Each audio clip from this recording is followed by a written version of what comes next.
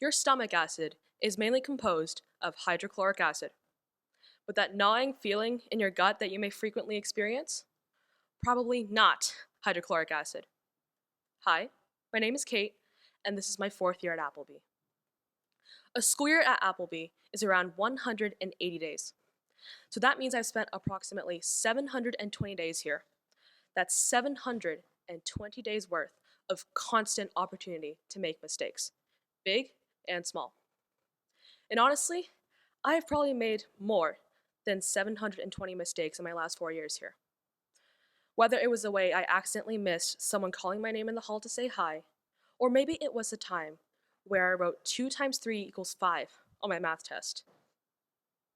I've made a lot of mistakes. Even now, I'm terrified of messing up and tripping over my words, of talking too quickly or too slowly, or somehow magically forgetting how to speak. These mistakes, and the fear of making more of them, were all more than enough for me to be well acquainted with the feeling of acid melting away my insides. Well, let's talk about it. The paradox of self-forgiveness and self-criticism, which constantly plagues my mind.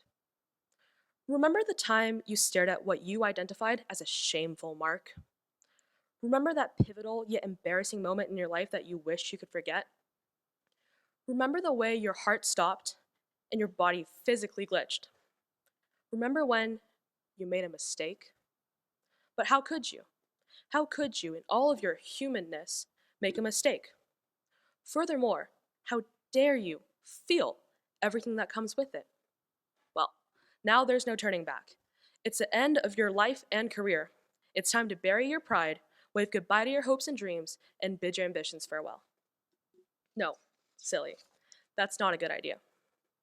While it can be an absolutely gut-wrenching feeling to watch your efforts become imperfections, your hard work defined by below-par performances, and your feelings be treated like dirt, it is not the end. Yes, I know. How could you ever forgive yourself? Especially after those horrendous mistakes, whether it be you messed up a test worth half of your term grade, or perhaps it was the time you trusted the wrong people. Maybe it was the time you dropped your plate in the dining hall on a busy day. Yeah, that one's definitely going to haunt you. But let's be real.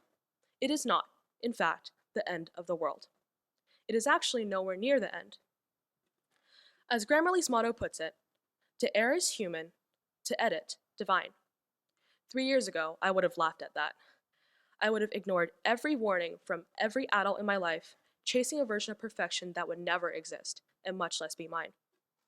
Honestly, some of my teachers right now are probably laughing at the irony of my words. Nonetheless, there was a time where I would have sprinted at full speed into the knives of my own impossible standards for school, life, and everything in between. To younger me, and I'm sure many of you, a bad mark or a hurtful comment often equated to the end.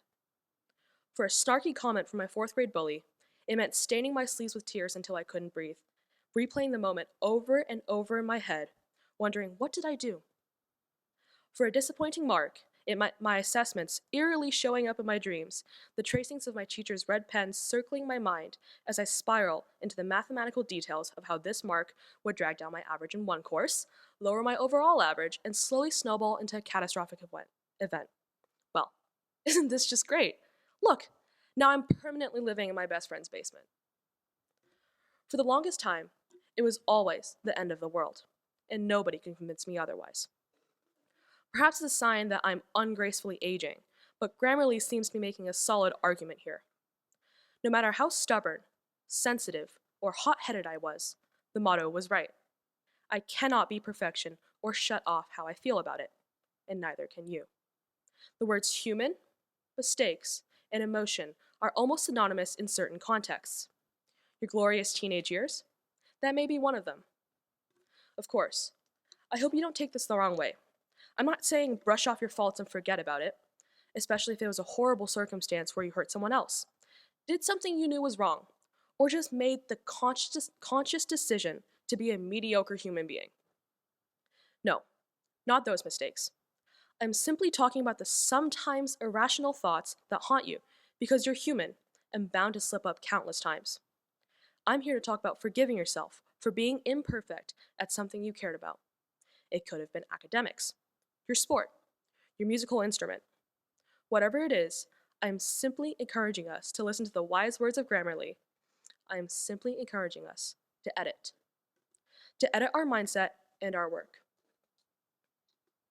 Forgive yourself for being tired. Forgive yourself for caring too much. Forgive yourself for thinking that 2 times 3 is 5. Forgive yourself for the way you missed the game point serve. Forgive yourself for not being perfection for all the things or people you loved. This brings me to my next point. How do you forgive yourself? Good question, and this may be where things start to fall apart, because the real answer is, I don't know. I don't have a single flying clue, actually. But what I do know is that we control our actions. Call it whatever you want, but I find it much easier to forgive myself when I know I did everything in my power to stand for what I believed in. So, don't make choices you'll look back on in the future with remorse, whether it's a month, a year, or a decade later. Maybe your foresight doesn't stretch that far into the future, but it is certainly sharp enough to know when you're holding back or taking a step you'll regret. So, the next time you're put in a situation that leaves you stuck in a pool of hydrochloric acid, silenced by your fears, I encourage you to do something and to say something. Say yes. Say no. Say what you're holding back if that means you'll protect yourself and your boundaries. At the same time, say what you know is right. Say what you know is kind. Say what is difficult to come to terms with, but true. Say what you know you'll look back in 20 years and think, I'm glad I was that person. Say what you would have wanted somebody to say to you when you were in their position, but say something. Of course, it's easier said than done, but your silence and inaction will not protect you. Perhaps it felt like safety in the moment, but the words you never said and the actions you never acted upon, those will be the real things that haunt you. And trust me, I know. I've stayed quiet when I should have said something. I've kept talking when I should have stopped. I've beat around the bush, been too blunt, too sensitive, too unemotional. I've both cared too much about what someone said and cared too little. But the decisions I should have made and the words I should have said, the ghosts of them visit me sometimes, being a quiet echo of all the things I wish I did. And no, you obviously don't have to get it right every time, but saying something, anything that reflects who you are and what you stand for, that is how you forgive yourself, at least how I'm learning to forgive myself. Allow me to introduce one last metaphor. Imagine you are the warden of a prison. Each inmate is held back by thick chains representing their mistakes. The chains are thick and heavy, weighing down the prisoners. The more the inmates struggled against them, the tighter and heavier the chains became, wrapping around their ankles and their knees, slowly consuming them. However, on one ordinary morning, you watch the inmate with the heaviest, thickest chains in the prison simply take a seat next to their bed as they began to slowly unravel their chains. They slowly untangled them, and the more they unraveled them, the shorter and weaker the chains became. The other inmates stared in awe, grasping at the bars of their cell, begging you to remove their chains as well. So, let me ask you a question. Will you be that inmate? Will you be the one to set yourself free, or will you continue to be the prisoner of your own mind, trapped behind walls of doubt and guilt, waiting for someone to come and save you? Or will you be the one to let your chains consume you as you struggle against them, forever replaying your mistakes, or will you be the one to finally face them head on, staring your mistakes in the eyes to unravel them? Well, in the words of my AP Chemistry and Capstone teachers, this is the time you should start focusing if you've been zoning out for the past 10 minutes. I ask that you channel your focus for these last few moments. For the teenage audience in the room, I hate to say it, but the adults in our lives might actually have a point here. A lot of us do look at life like everything is going to suck. And you know what? I don't know you. Perhaps it's the way our world is changing. Perhaps it's simply your own personal circumstances. So maybe it will. Maybe it is simply going to suck no matter what you do.